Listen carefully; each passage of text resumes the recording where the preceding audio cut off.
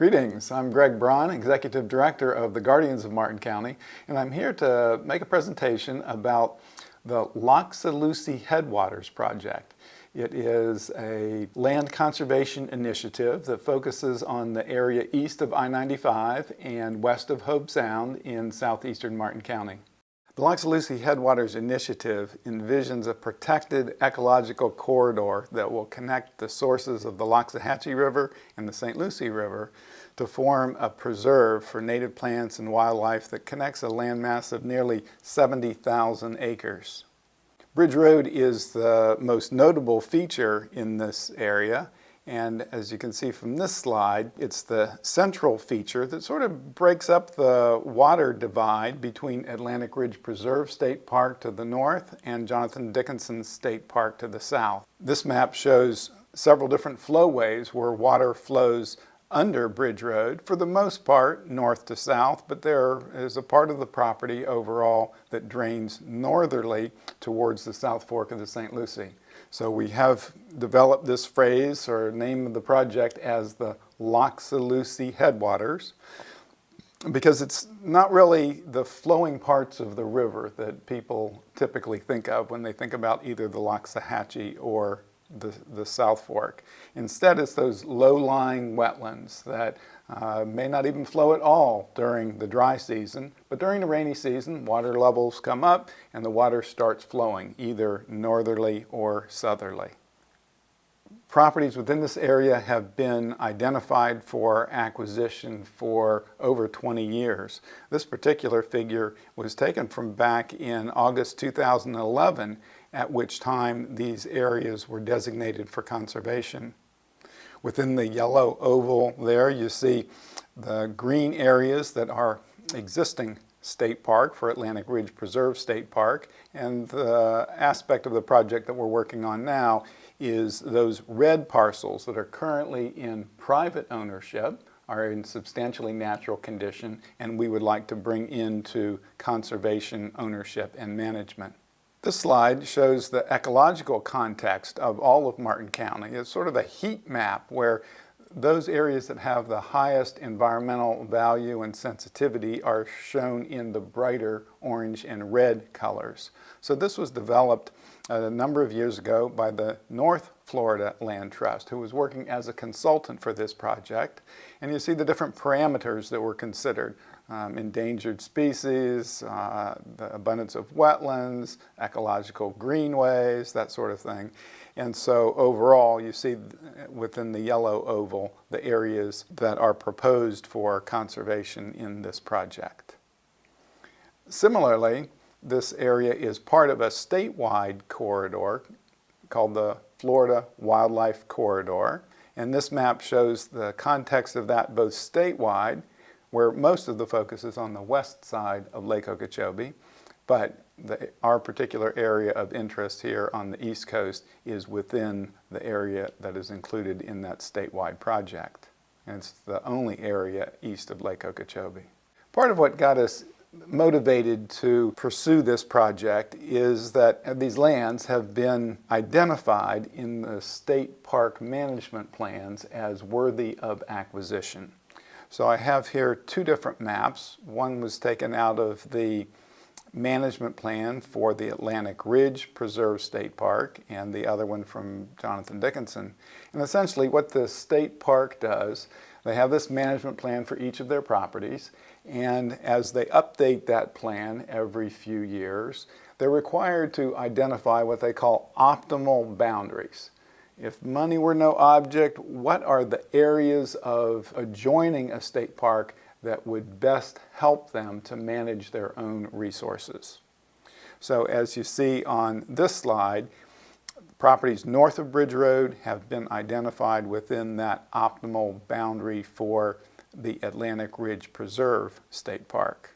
Similarly, this map shows the same corresponding type of figure for the Jonathan Dickinson State Park optimal boundary, and it shows the properties on the west of Jonathan Dickinson and on the north side going right up to Bridge Road as parcels that would help them manage the resources within Jonathan Dickinson. So they've been on the acquisition list for the state parks for a number of years. There has not been any forward movement on acquiring those properties, and so our initiative is to start a privately funded campaign to acquire some of these tracts. Looking into it a little bit more detail, you see on this slide the outlines for Atlantic Ridge Preserve State Park and Jonathan Dickinson, and the red outline parcels that are within our project area.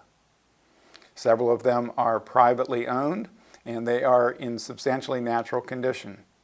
Most of the tracts are also outside Martin County's urban services boundary, but there certainly is development pressure from people moving up from the more densely populated counties to the south of us and to the north of us as well. So why is it so important to preserve the Loxa Lucie Headwaters now? This says it in just two pictures. On the left is an aerial photo, compliments of Google Earth, to the area of Bridge Road east of I-95, looking towards the east, and complementary on the right is the same sort of aerial photo, Google Earth image, east of I-95, just a couple miles south, one exit south at Indiantown Road. You can see the vast difference between these. The habitats there along Bridge Road are essentially in their natural condition, and certainly hydrologically they are either in good condition or they are restorable. By the time you have shopping centers and homes and the build out that you see on the right, there's really no way to restore the ecological corridors that are necessary. So the Loxa Lucie Headwaters team, which consists of members of the Guardians of Martin County, the Conservation Fund, and the Treasured Lands Foundation, have been working for several months to evaluate the different parcels that are in private ownership and would be critical to this overall project. We've identified one parcel as our Phase 1 acquisition, for which we are actively in the fundraising mode at the present time. The idea, though, is to permanently restore historical water flows between the two state parks. This slide shows why we have identified this particular parcel. It shows the boundary of the Phase 1 acquisition, and what I'll draw your attention to is that Kitching Creek flowway, which flows from the north under Bridge Road and down into the Loxahatchee River, into the northwest fork of the Loxahatchee.